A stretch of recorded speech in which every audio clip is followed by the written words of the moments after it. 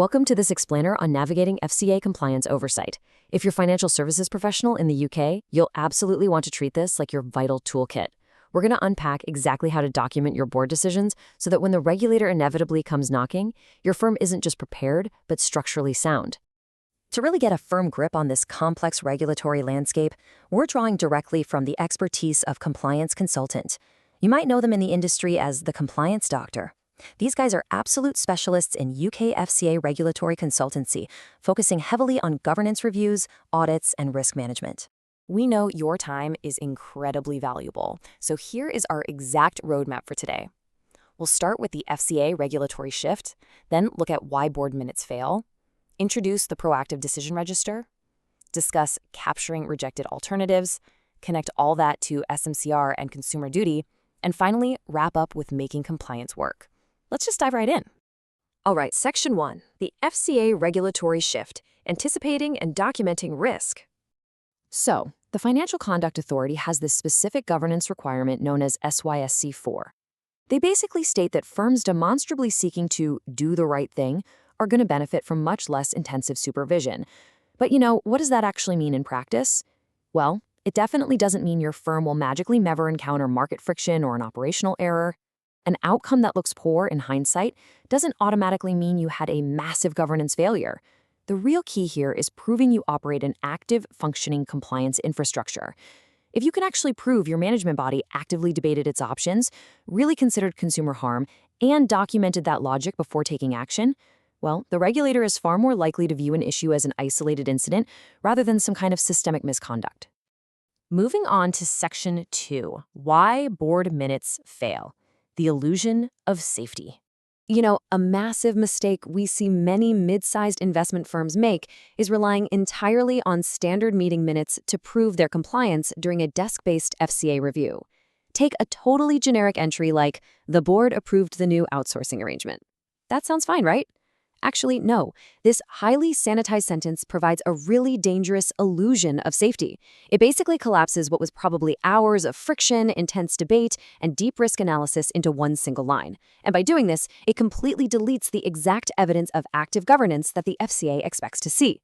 A supervisor looking at that literally cannot tell if anyone dissented or what specific security measures were even debated. Let's break down exactly why standard minutes pose such a severe regulatory risk. First off, they're really just designed as a chronological corporate history. They're just there to prove a meeting happened and resolutions were passed. They intentionally project harmony and try to minimize any friction. But because of this, they totally fail to capture alternative options, and they omit the specific risk factors the board actually rejected. To an FCA supervisor who's auditing your records, these vague little entries make it look like the board just rubber-stamped executive recommendations without any real independent challenge or proper due diligence. Which brings us to Section 3, the proactive decision register, a structured defensive log. So what's the actual solution here? Well, leading compliance consultants strongly advise separating your general corporate history from your regulatory decision-making. And you do this by implementing a proactive decision register. While your standard board minutes are just a narrative legal record, this register is a structured, tabular database built specifically for regulatory defense. In this register, friction and rejected options are actively captured. Instead of being completely unsearchable, lost in a giant pile of PDFs, decisions become highly searchable by category, date, and owner. And most importantly, they are mapped directly to individuals' senior management functions and evaluated against consumer duty outcomes. It literally turns qualitative debate into hard, searchable evidence. It's a real game changer. All right, Section 4, capturing rejected alternatives, the core of defensive governance. This right here is perhaps the absolute most critical part of defensive governance. It is simply not enough to document why you chose a specific vendor. You absolutely must formally record why you rejected the other guys. Imagine your firm is migrating a core client data system. You decide to choose a more expensive system with superior encryption over a cheaper but less secure one. Your decision log should explicitly state something exactly like this. Platform B was rejected despite a 20% lower cost because its data integrity controls did not meet our internal risk tolerances. Boom. That single sentence proves to a regulator that your board prioritized consumer protection over short-term commercial savings. You are establishing a rock-solid, verifiable track record of integrity. Because think about the alternative. Undocumented decisions leave your firm completely exposed. If a security breach happens and you don't have this log, you are going to struggle big time to prove you took reasonable steps to prevent it, which leads straight to severe penalties and serious reputational damage. On the flip side, defensive governance leaves a beautifully clear breadcrumb trail. It proves you actively engaged in critical thinking and proactively managed your regulatory exposure. Let's shift gears to Section 5, SMCR and Consumer Duty, integrating your defensive framework. Now, a decision register shouldn't just exist in a vacuum. It really needs to be integrated into your broader organizational structure. Specifically, we're talking about the Senior Managers and Certification Regime, or SMCR, and your Consumer Duty frameworks.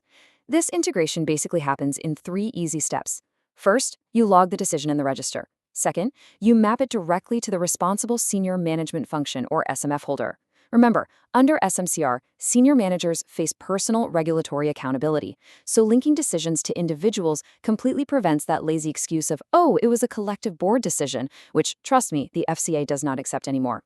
Finally, feed these outputs into your quarterly board compliance reports. Doing this transforms the register from just a boring administrative chore into a really powerful protective shield for your executive team, proving they took reasonable steps to manage risk. It's also an absolutely essential tool for evidencing consumer duty outcomes. The FCA fully expects boards to actively monitor things like fair value, foreseeable harm, and support for vulnerable customers. And sure, while your standard quantitative dashboards will show a supervisor what happened, your decision register is the qualitative evidence that explains exactly why it happened. It captures the exact rationale behind your pricing models or terms of service, which proves your firm is genuinely consumer-centric. Okay, rounding out with Section 6, making compliance work, your next steps. So we've covered the theory and the structure, but how do you actually practically implement these professional-grade frameworks in your own business? Well, if your firm currently relies purely on basic minutes and lacks a robust defensive log, you might desperately need a governance audit to identify your real risk exposure. The experts at Compliance Consultant offer specialized silver or gold retained advisory services that can step in and directly implement these vital systems for you. They make sure you're totally audit ready, long before a supervisor ever thinks to request your records. The reality is, proactive compliance is really your only true defense against an FCA review. You absolutely need to establish these structures right now. Take a moment to review your firm's governance structure, and please book a call on our link at https:/bit.ly/ccdiscover to discuss exactly how to secure your operational compliance. Here is all the contact information you need to take that crucial next step. Reach out to the compliance doctor.